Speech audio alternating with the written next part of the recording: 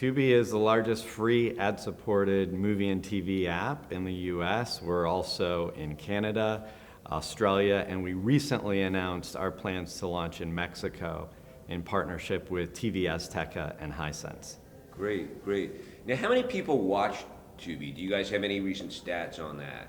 Yeah, we announced last June that we were at 20 million monthly active users, and just now we're announcing the record growth from last year. We ended the year having December at 25 million MAUs. So record growth there, but what we actually care about more and think is the more important and impressive stat is our growth in total viewing time. We ended the year having a month of 163 million hours of viewing time, which was 160% growth year over year. Wow, that's pretty impressive. Now, when advertisers come to you, one of the things I hear that they like is that they get a lot of data. Can you talk about how that works and what's special about your data and all that?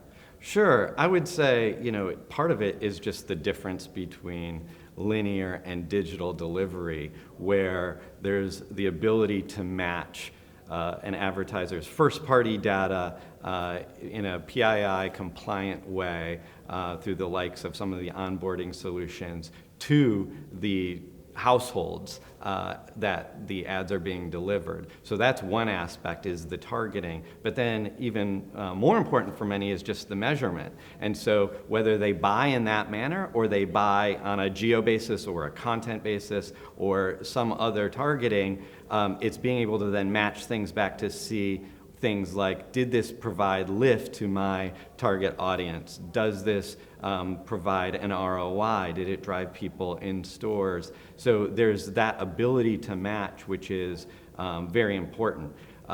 In the past, we had been really focused on having people bring their data through the DSPs and the other sources that people can access.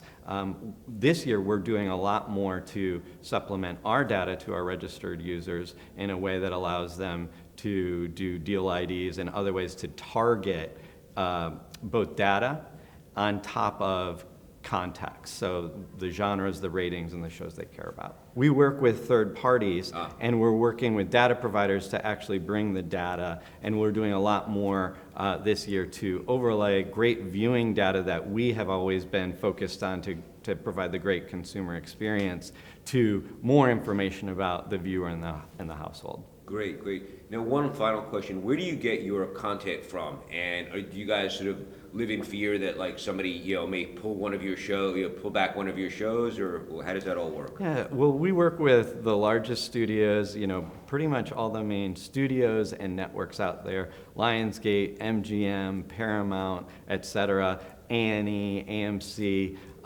and so we work with over, I think now 250 content providers. So as it relates to pulling content, we are just getting more better content month over month. We're over 20,000 titles.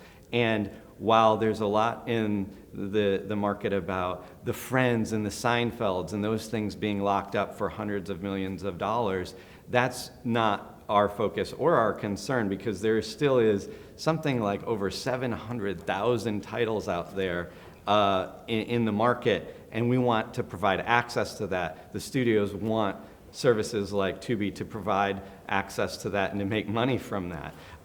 We're very different than an SVOD service that if you took their top 10 titles, they would crater in terms of subscriptions.